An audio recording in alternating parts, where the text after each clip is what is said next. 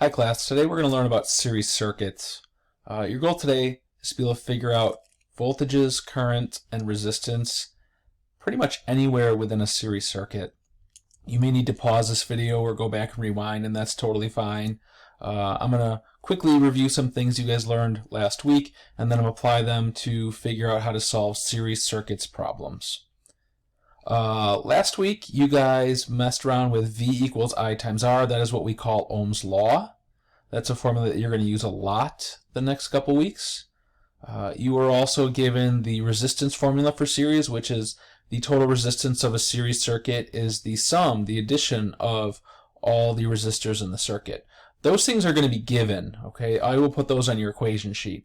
What you guys have to know, and what you should have learned last week, is that the current is the same, which is what I'm showing here. That the current is the same everywhere throughout a series circuit. But on the other hand, the voltage, which is the amount of energy that the battery has, is split up among objects in a circuit. So you guys have to make sure you understand those. You have to memorize those rules, the ones on the right, so that when you get to these problems, you can solve them quickly and efficiently and know if your answers are correct. I'm going to go ahead and do 4 problems right now, and hopefully at the end of those 4 problems you'll be able to jump in and do your homework pretty quickly. Alright, first problem. Now, I'm not drawing it as a circuit right now. I'm doing this to help you guys memorize and understand the rules that I just went over. It's basically showing you that we have a circuit with 3 objects in there. Let's just consider them all light bulbs. And we know their resistances over here, and we know the current coming in and out of the battery. Our goal is to solve for the unknowns. And hopefully you realize right away that if I know the current at one place in the battery, in a series circuit, the current is the same everywhere. So that means every light bulb in that circuit gets 2 amps. We also know that the resistance, the sum of all the resistors, equals the total resistance. So I can just add up 10 plus 15 plus 5, and I can get a total resistance in this circuit of 30 ohms. The last thing I can do to solve for the voltages is I can just use Ohm's law. The minute I know 2 things about an object in a circuit, I can use V equals IR, Ohm's law, to solve for the third. So if I know the resistance and the current, I can do 5 times 2 to get 10 volts. I can do 15 times 2 to get 30 volts. I can do 10 times 2 to get 20 volts. And I can do 30 times 2 to get 60 volts. And also, I know that the voltage drops add up to the total voltage. So 10 plus 30 plus 20 does give me 60. Therefore, I know I'm probably right. The problems can be that easy and that quick. Circuit number 2.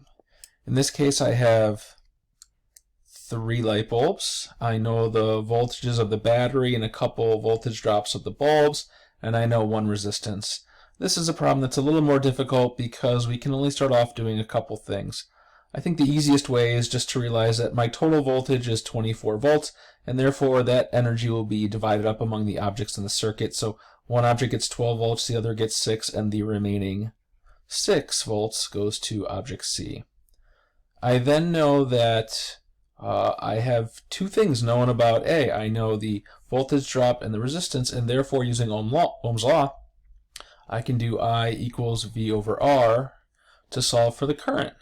And 12 over 4 is going to get me 3 amps. And then hopefully as I write that, you realize that everything gets 3 amps.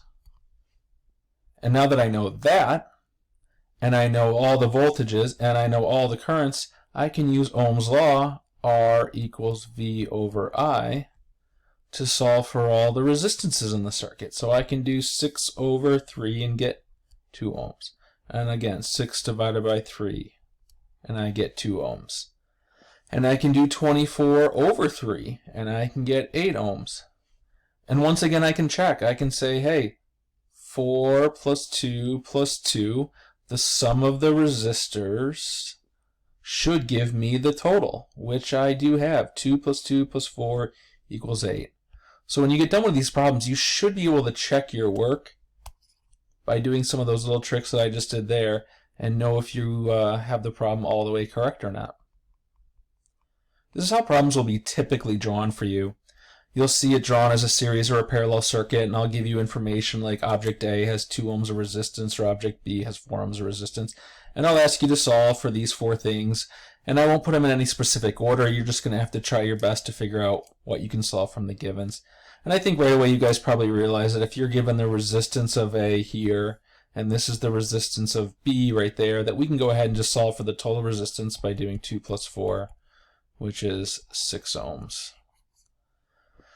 Now that's my total resistance, and right here this is the battery, the total voltage, which is 12 volts, and if I know the total resistance, I know that's 6 ohms. Now at this point, it's tough for me to solve for A or B because of the fact that I don't know anything else about them besides the resistances.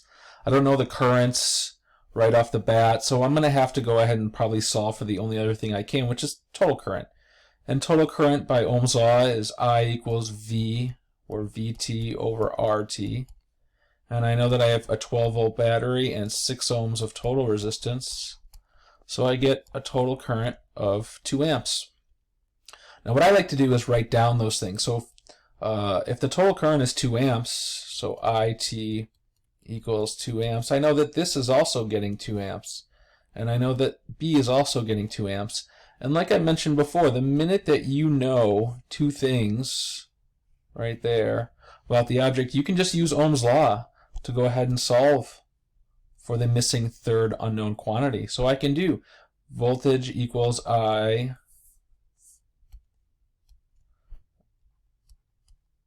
of A times R of A. And I can do the 2 amps times the 2 ohms, and I get 4 volts. And then I can do the current through B times the resistance of B, and I can get 2 amps times 4 ohms, and I'll get 8 volts. And if we add these two together, we get 12 volts, which makes sense because that is what we started off with in the problem. So that's a pretty straightforward, very quick, and very easy Ohm's law series circuit problem. This I would say would probably be one of the hardest series problems, even though looking back at it in a few days you won't think it's very difficult. But we'll go ahead and solve this here. This is another series circuit. It's got 3 resistors this time. This is telling me that the current I right there is 4 amps, and this is telling me that this object, we'll call it a light bulb, C, has a voltage drop of 12 volts, so I'll go ahead and call that V of C. It's pretty tough to solve for anything right off the bat. What makes it difficult is there's probably only one thing I can really solve for. I don't know all the voltage drops. I don't know all the resistances. All I know is the current. So you may want to pause the video here and maybe just for a minute think about what you can solve for. Since this is 4 amps, that means everywhere gets 4 amps. So this gets 4 amps, and this gets 4 amps of current, and object C gets 4 amps of current. Obviously, this gets 4 amps of current. And when I did that, I realized right here, object B, I know 2 things. I know the current and I know the resistance. So I could go ahead and I could solve for the voltage drops at B. I could do I of B times the resistance of B, and I could do 4 amps times 2 ohms, and that gets me 8 volts. What else could I do? I could go ahead and I could solve for the total resistance. I could do, since I know there's 24 volts and 4 amps, I could do RT equals VT over IT. And I could do 24 over 4. And I know it has a total resistance of 6 ohms. And then you might want to pause it here for a second and think about what else we could solve for. And I think one major thing that I see is that we know the total volts, which is 24. And we know B now gets 8 volts, and we know C gets 12 volts. So we can figure out the remaining volts left over for A is going to be the remaining voltage from the battery. So we could do 24 minus the 8 volts at B minus the 12 volt drop at C that's given right here. And we can see that the remaining leftover voltage is 4 volts at A. So we could say A has a 4 volt voltage drop.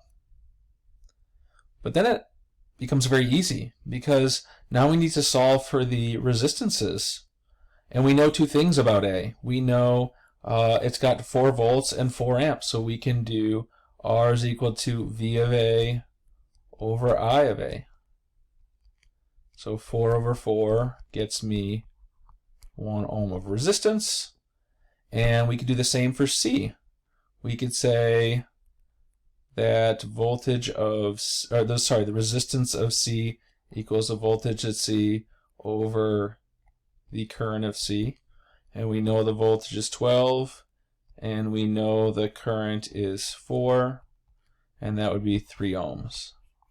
And then if we go ahead and we added them up, we could say 1 ohm of resistance plus 2 ohms of resistance plus 3 ohms of resistance should give us, and it does, 6 ohms. There might be a couple other ways to solve this. I know I probably could have actually solved for the resistance at C earlier, but there's several ways to do this problem. Hopefully at the end, though, you all come out to these answers and you can check your work like I did at the end. Now, I made this easy for me. I made all my answers come out to whole numbers. In your homework, it's probably not going to always come out to whole numbers. So sometimes there's a little bit of issues with roundings, but your answer should come out pretty much perfect when you check them out like the way I do at the end of these problems. If you have any questions, go ahead and let me know. You're now going to go ahead and work on the series circuit worksheet that I've attached. Thank you.